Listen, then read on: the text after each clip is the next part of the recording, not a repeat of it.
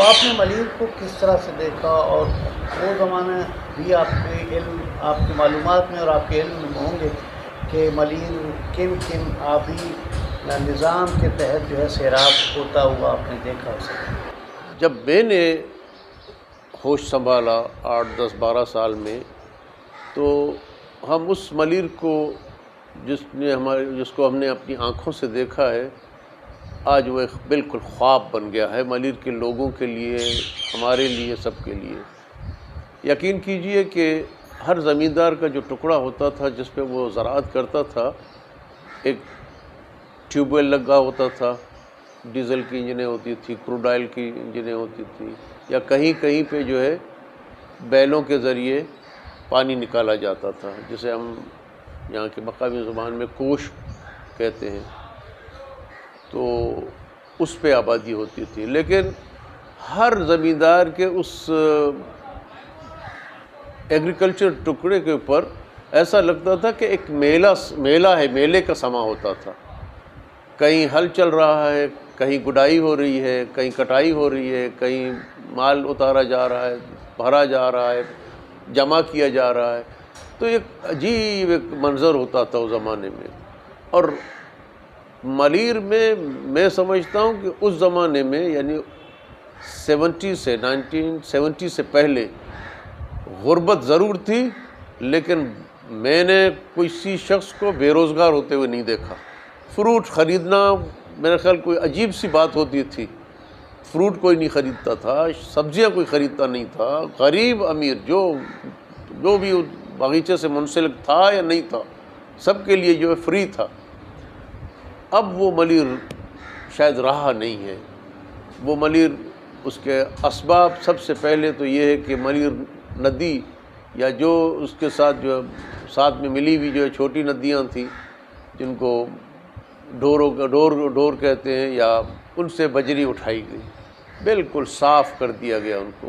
حالانکہ ایکٹ بھی آتے رہے، برٹش دور میں بھی ایکٹ تھے کہ اس مٹی کو، پتھر کو، ریتی کو کوئی اٹھائے نہ۔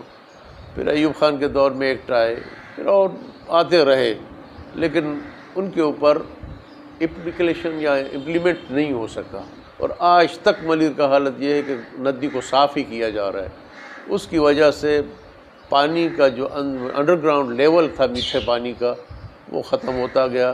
اس کی جگہ پہ سمندر کا جو ہے کھارا پانی آتا گیا۔ ہمارے یہاں ہم اس وقت بیٹھے ہیں، یہاں بھی بس کھارے پانی کی وجہ سے یہاں کی زراعت کا ختم ہونا شروع ہو گیا۔ یہ بھی زرعی زمین تھی، زرعی زمین تھی، باغات تھے یہاں پہ، امرودوں کے بہت بڑے بڑے باغات تھے۔ علاقہ کہلاتا ہے یہ اس علاقے کو کہتے ہیں دے ڈگ۔ یہاں 2 بڑے زمیندار تھے، ایک میرے دادا تھے اجداد رحیم، اور ایک نور الدین سیٹھ تھے۔ ان دونوں کا جو ہے باغات جو ہے امرودوں کے تھے، حقیقت جیاں یہ دوسرے اور میوہ جات بھی ہوا کرتے تھے، اور دوسرے فصلیں بھی ہوتی تھی، لیکن امرودوں کے باغات جو ہے مشہور تھے۔ اب وہ آہستہ آہستہ وہ ختم ہونے لگے۔ یہ کون سا سن ہے جہاں یہاں سے زراعت ختم ہوتی ہے؟ یہ 73 74 کے بعد جو ہے یہ خراب ہونا شروع ہو گیا۔ پھر درخت کٹے، ان کی جگہ لوسن وغیرہ دوسرے چارہ وغیرہ لگاتے رہے۔ آخر میں وہ چارہ بھی 85 84 میں چارہ بھی نہیں لگ سکا، پالک بھی نہیں ہو سکتی تھی۔ پھر زمینیں غیر آباد ہو گئیں، جنگل ہو گئے، پھر ان کو بیچا گیا۔ اب ہمیں نہیں پتا تھا کہ ہم ان کو یوٹیلائز کرتے، جس طرح دوسروں نے ہم سے لے کے ان کو یوٹیلائز کیا، ہم نے نہیں جانا۔ ہم نے یہ بیچ کے جا کے انٹیریئر میں زمینیں لی، وہاں پہ زمینداری اپنی شروع کی۔ تو یوں یہ زمینیں اس طرف سے ختم ہوتی گئیں۔ ہم لوگ نور الدین سیٹھ صاحب کے بچے تھے، انہوں نے بھی دے کے ختم کر دیا۔ آج ہم ایک کنکریٹ کے جنگل میں رہ رہے ہیں۔ تو اسی دے ڈگ میں اور آپ کے گھر سے یا آپ کے مکان سے تھوڑے سے ہی مسافت تھی 2 مشہور جگہیں تھیں جہاں قائد اعظم آ کے چھٹیاں گزارتے تھے، اور اس کی وجہ بھی غالباً یہی تھی کہ یہاں پر سرسبز اور شاداب جگہیں تھیں، وہ قائد اعظم یہیں آ کے وقت گزارا کرتے تھے۔ ادھر یہاں پہ سر ملیر ندی کے ساتھ میں ایک ٹکڑا تھا ہماری یاد میں، جس سے ہم کیونکہ 80 یا 70 کے بعد جو ہمیں یاد ہے اچھی طرح، قائد اعظم ٹرسٹ کی زمینیں ہوا کرتی تھیں. یہ سنتے تھے کہ قائد اعظم یہاں آیا کرتے تھے.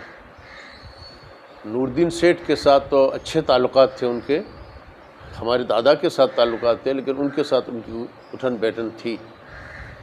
اور ان کا ایک ٹرسٹ والا زمین تھا، شاید وہ ان کے آسائنی تھے اے ڈی جونیجو، جہاں ان کی زمینوں کو لاسٹ ٹائم جو ان کی خاندان کی زمین کو جو دیکھ بھال کرتے تھے، ان کا بھی یہی حال ہوا کہ زمینیں بک گئیں، نیلام ہو گئی.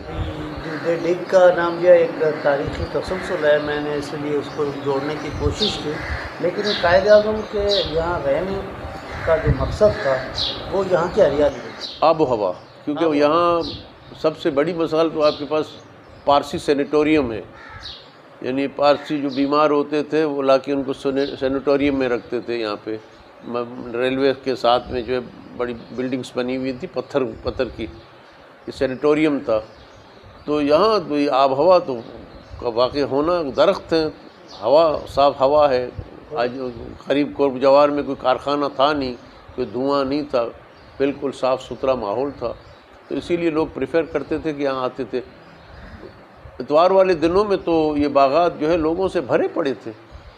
کوئی دری پہ چا کے وہاں بیٹھا ہوا ہے، کوئی دری پہ، مورس گاڑیاں ہوتی تھی، فیاٹ گاڑیاں ہوتی تھی، ان میں آتے تھے شہری لوگ، یہاں پہ تفریح کرتے تھے. روکنے والا ٹوکنے والا یا کوئی ڈر خوف کوئی تھا نہیں، جو اب ہے جو وہ نہیں.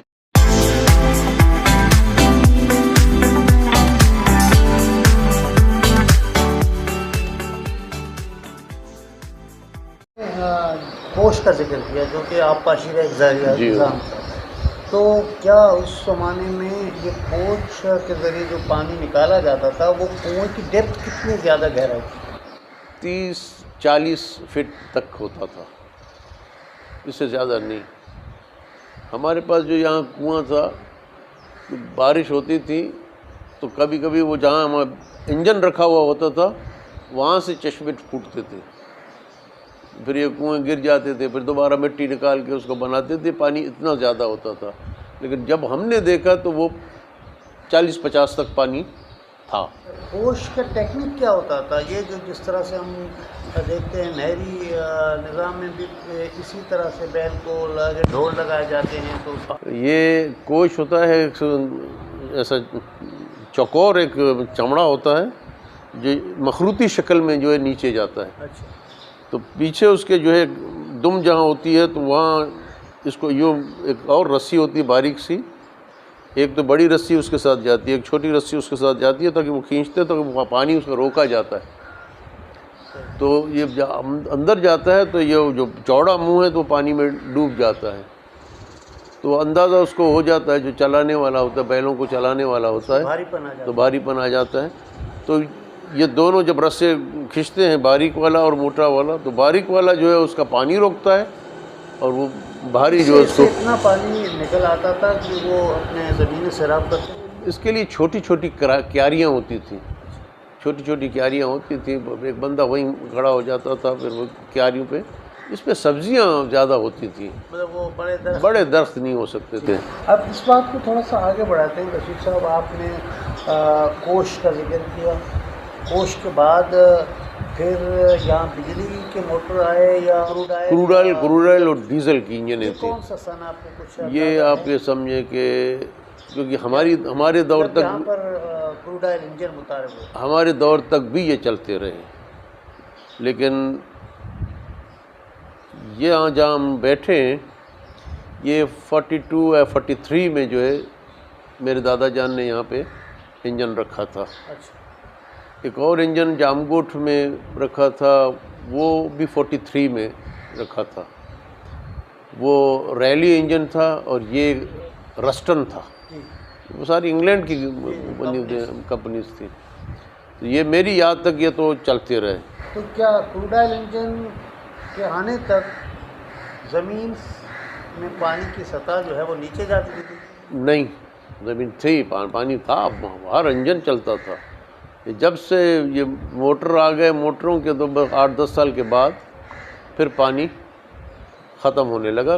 لیکن بڑی وجہ یہ تھی کہ پانی ریتی ندیوں سے ختم ہو گئی تو پانی ختم ہونے لگا۔ یہ ریتی نکالنے کا سلسلہ کون سے سن سے؟ ایوب خان کے دور تک تو اس کے اوپر پابندی کچھ سخت تھی، ایوب خان کے دور۔ ایوب خان کے دور کے بعد جو حالات آئے وہ قانون وہی شاید جہاں اس کاغذ کے اندر تھے یا اس کتاب کے اندر تھے، یا ایوب خان کے دور میں سخت منع تھا، سخت منع تھا۔ باقی جو پہلو ہو سکتے ہیں جس کی وجہ سے یہاں کے جو زراعت سے وابستہ لوگ تھے ان کو روزگار گھٹتی گئی اور زراعت ختم ہوتی گئی؟ دیکھیں مین چیز تھی جو سورس تھا وہ پانی تھا زراعت کے لیے۔ جب وہ یا تو کھارے میں بدل گیا یا پھر بالکل نہیں ہوا، سوکھ گئے خون۔ یہاں اس علاقے میں جہاں ہم رہتے ہیں یہاں پہ کھارا ہوا اور زیادہ ہوا، اور پیچھے جو میمن کوٹ روڈ کی طرف جاتے ہیں، درسانہ کی طرف جاتے ہیں، کاٹھوڑ کی طرف جاتے ہیں، وہاں پانی سوکھ گیا، ختم ہو گیا۔